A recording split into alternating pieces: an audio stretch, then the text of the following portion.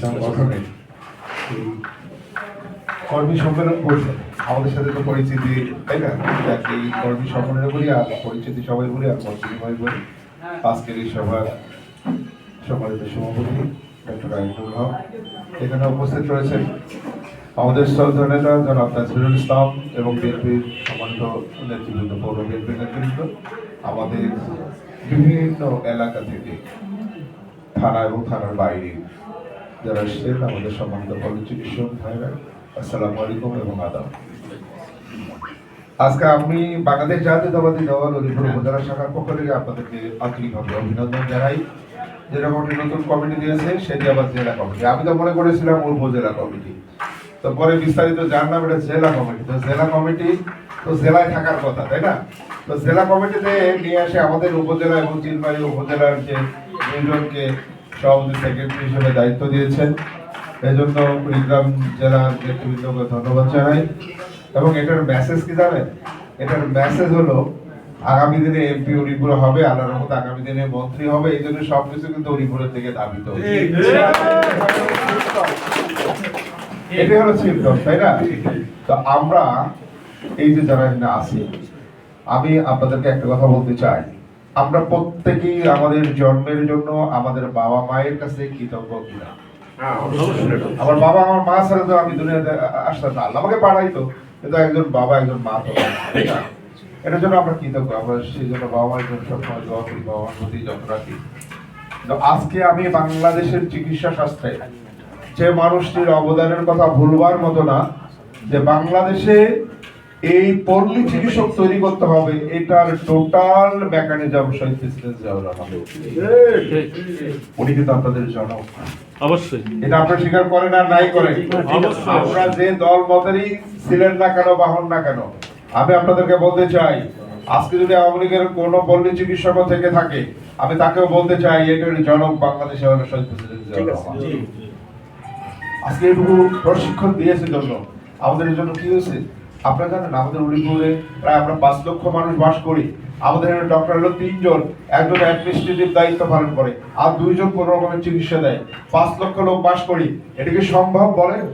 আপনারা সবাই যদি আজকে কর্মবিরতি করেন, তাহলে দেখা যাবে আল্লাহ তো হায়াতের মালিক, অনেক রোগী মারা যাবে চিকিৎসার অভাবে।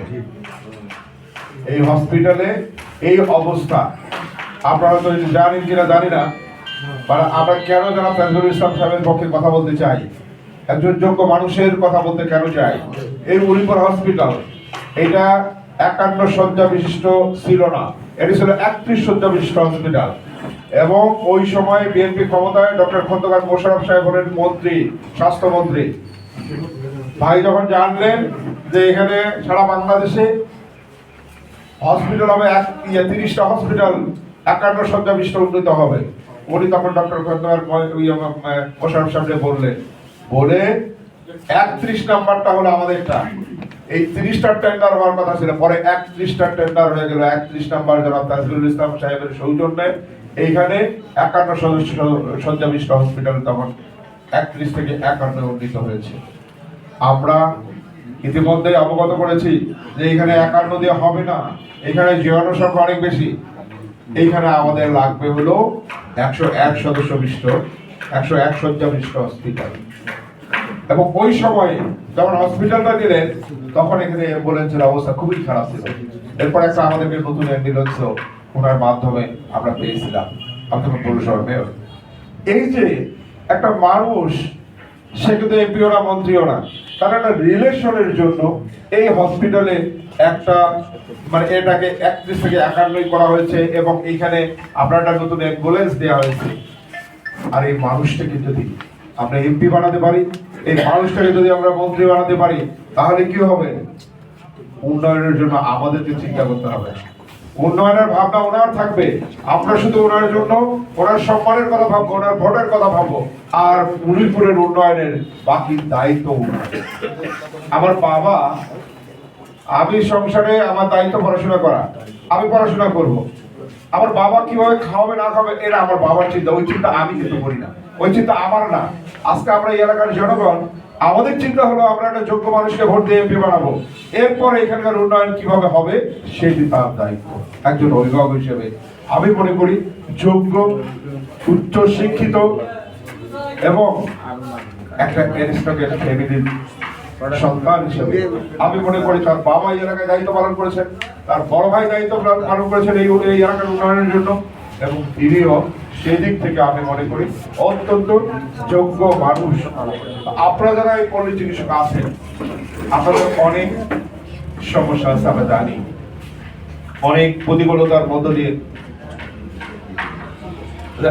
আপনাদের এই পেশার দায়িত্ব পালন করতে হয়, সেটাও আমরা জানি, অনেক চ্যালেঞ্জ।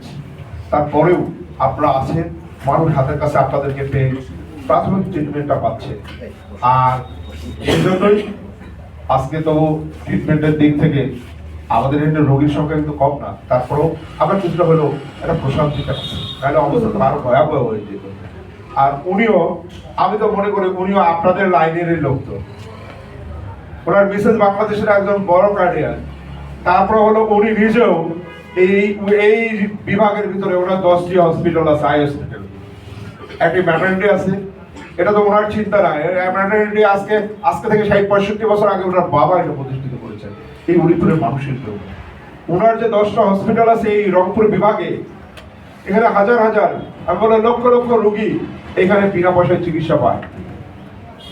এই মানুষটি যদি আমি চিকিৎসা বিজ্ঞানের দিকে যাই, চিকিৎসা বিদ্যার দিকে যাই, সেক্ষেত্রেও কিন্তু আপনাদের মানে ভোট তার জন্য দেওয়া যায় কিনা বলে, আপনাদের লাইনেরই লোক একজন ডাক্তার, সেক্ষেত্রেও যদি মনে করি পেশাগত ভাবে ওনারা আপনাদের সঙ্গে রিলেটেড। যদি মনে করি রাজনৈতিক ভাবে, আমি মনে করি জিয়াউর রহমানের দল যেখানে আছে, পল্লী চিকিৎসকদের আমি অনুরোধ করবো সেখানে থাকবে। সেখানে মালিক আল্লাহ কিন্তু একটা পদ্ধতি আবিষ্কার করে দিয়ে গেছেন, একটা লাইসেন্স দিয়ে গেছেন, একটা ট্রেনিং দিয়ে একটা পারমিশন দিয়ে গেছেন শহীদ প্রেসিডেন্ট জিয়াউর রহমান। এই জন্য আমি আপনাদের কানেকশনটা, আমার শ্বশুরও ছিল পল্লী চিকিৎসক, এরপরে ডাক্তার হয়েছে, কারণ আমাদের যে ডাক্তার শামীম সাহেব, এরপরে হয়েছে সেই কি বলে চেয়ারম্যান হয়েছে। তো পল্লী চিকিৎসক চেয়ারম্যান হয় কেন হয় জানেন? Door to door, hook to home. এবং কোন সময় জানেন? 5বার মেম্বার হয়েছেন। কোন সময় জানেন? যখন একটা মানুষ রোগের যন্ত্রণায় ছটফট করে, শয্যাশায়ী অবস্থায়, তখন গিয়ে আপনি তার কাছে সেবা দেন, তখন আপনি হলেন সবচেয়ে আপনজন ওই পরিবারের কাছে, ওই মানুষটির কাছে। এই জন্য আপনাদের গ্রহণযোগ্যতা প্রত্যেকটা ফ্যামিলিতে আছে আপনার মানে এলাকার ভিতরে। এই জন্য আমরা আপনাদেরকে অনুরোধ করব, আপনাদের যেহেতু কমিটি দিয়েছে, এই জন্য সকলের নিজ নিজ অবস্থান থেকে, সকলের পাড়া থেকে, সকলের গ্রাম থেকে, সকলের চিকিৎসার ক্ষেত্র যেটুকু আছে সেখান থেকে হলেও আমি মনে করি আপনারা কি নিজেদের আজকে জনাব তাজুল ইসলাম সাহেব কিন্তু আমরা সাপোর্ট দিই, তাকে যদি নির্বাচিত করার চেষ্টা করি, তাহলে সেক্ষেত্রে একটা জিনিস লাগবে, এটা আমাকে অন্তর দিয়ে চাইতে হবে। যদি আমি অন্তর দিয়ে চাই, তাহলে কিন্তু আল্লাহর মতো নির্বাচিত করতে পারবো কিনা বলেন? এখানে আমি মনে করি আজকে থেকে আমাদের এই সম্মানিত চিকিৎসক ভাইদেরকে অনুরোধ করবো, আজকে থেকে আপনারা প্রত্যেক জনেই ধানের শীষের প্রার্থী, প্রত্যেক জনেই আপনারা তাজবিরুল ইসলাম পরিবারের জন্য যে চিন্তাটা করি, আমার নিজের জন্য যা চিন্তাটা করি, আমরা যেন এই কটা দিন এইভাবে ভাবি আমি প্রার্থী, আমি আসছি আপনার চিকিৎসা করবো, কিন্তু ভোটটা আমার ধানের শীষে। আর আপনারা বললে এটা ম্যাজিক এর মতো কাজ ঘটবে, আপনাদের কাছে এটা আমরা প্রত্যাশা করতে পারি কিনা? সকলে মানে সকলেই নিজ নিজ অবস্থান থেকে প্রার্থী হিসেবে দায়িত্ব নিয়ে কাজ করতে পারবেন কিনা? আর আপনাদের আমি আগাম একটা কথা বলি, আল্লাহর মতো উনি এমপি হলে, উনি মন্ত্রী হলে, পল্লী চিকিৎসকদেরকে নিয়েও আমাদের একটা পরিকল্পনা আছে। আমরা সারা বাংলাদেশে না পারি, আমাদের উলিপুর উপজেলায় আপনাদের মাধ্যমে সেবার মানটাকে উন্নয়ন করার জন্য আপনাদের সঙ্গে আলোচনা করে যে যে প্রবলেমগুলো আছে, এই প্রবলেমগুলো দেখে আমরা আমাদের উপজেলাকে একটা মডেল উপজেলা তৈরি করতে চাই। আপনাদের সকলের সহযোগিতা কামনা করে আমার বক্তব্য শেষ করছি।